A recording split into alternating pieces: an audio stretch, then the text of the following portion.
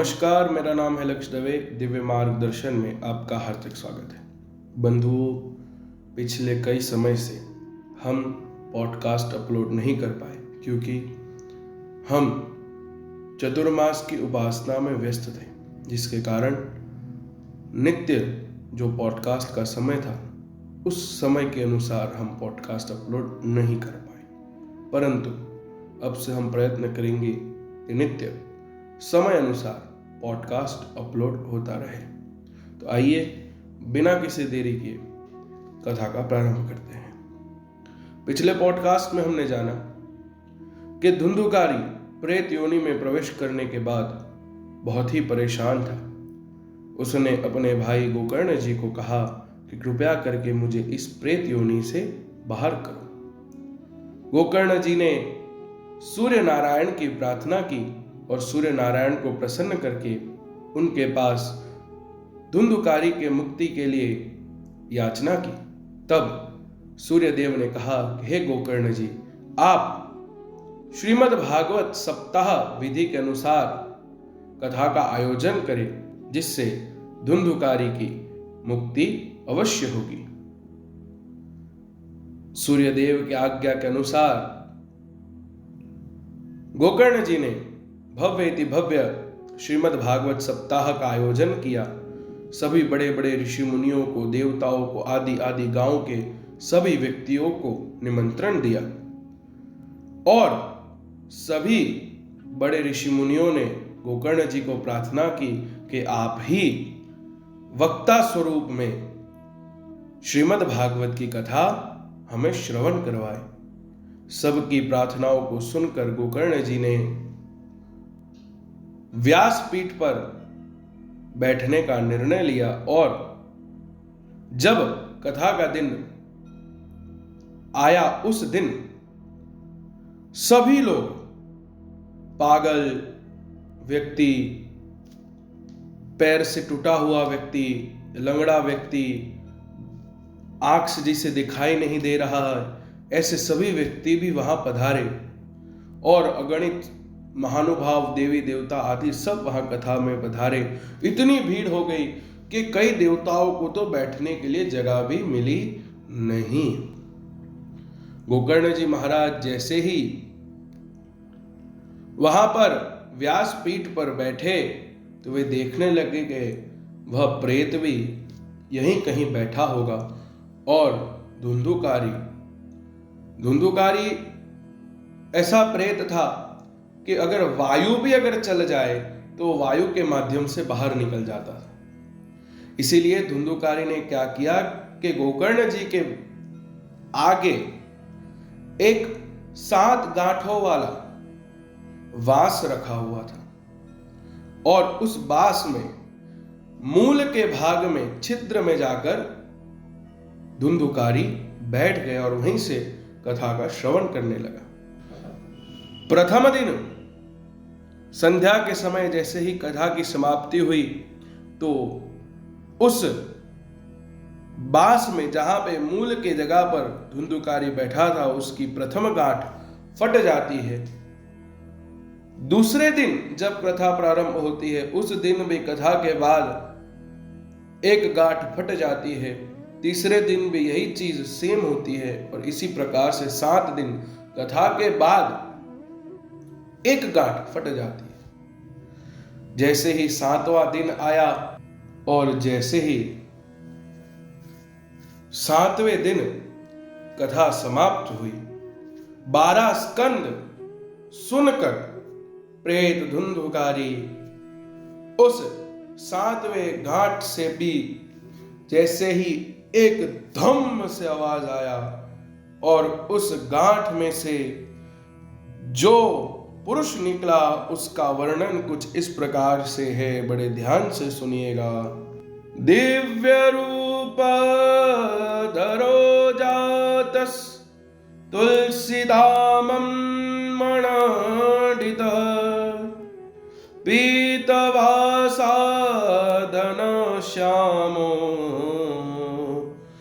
मुकुटे कुंडलान्वित। 12 स्कंद श्रीमद् भागवत के श्रवण करने के बाद प्रेत धुंधुकारी एक दिव्य पुरुष बनकर प्रकट हुआ, जिसका श्याम वर्ण था, पीली पीतांबरी पहनी थी, गले में तुलसी की मालाएं थी, कान में स्वर्ण कुंडल थे, स्वर्ण मुकुट थे और शरीर में से अद्भुत सुगंधी आ रही थी। और प्रेत धुंधुकारी एक दिव्य पुरुष बनकर प्रकट हुआ और तुरंत ही उन्होंने गोकर्ण जी को प्रणाम किया और कहा कि मेरे प्रिय भ्राता, आपकी दया से मैं प्रेत योनि से मुक्त हुआ, आपको बारंबार नमस्कार। और फिर वापस उन्होंने प्रणाम किया श्रीमद् भागवत को। धन्या भागवती वार्ता प्रेत पीड़ा विनाशिनी, सप्ताहोऽपि था धन्यः कृष्णलोकफलप्रदः। अर्थात धुंधुकारी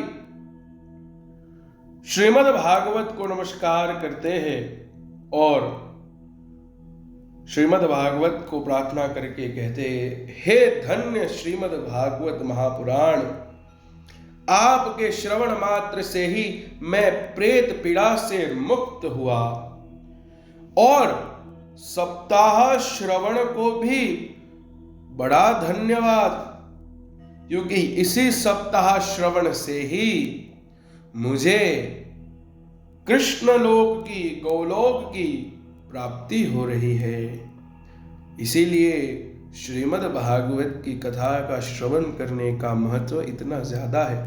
प्रेत योनि में घूमने वाला धुंधुकारी, जिसको लोग पसंद भी नहीं कर रहे थे, आज उसके शरीर से इतनी दिव्य सुगंधी आ रही है कि उसके रूप को देखकर अगणित लोग सब मदमोहन हो रहे हैं। पर इस चीज का प्रभाव किसने दिया? तो कि केवल और केवल श्रीमद् भागवत की सप्ताह श्रवण से प्राप्त हुआ। बंधुओं,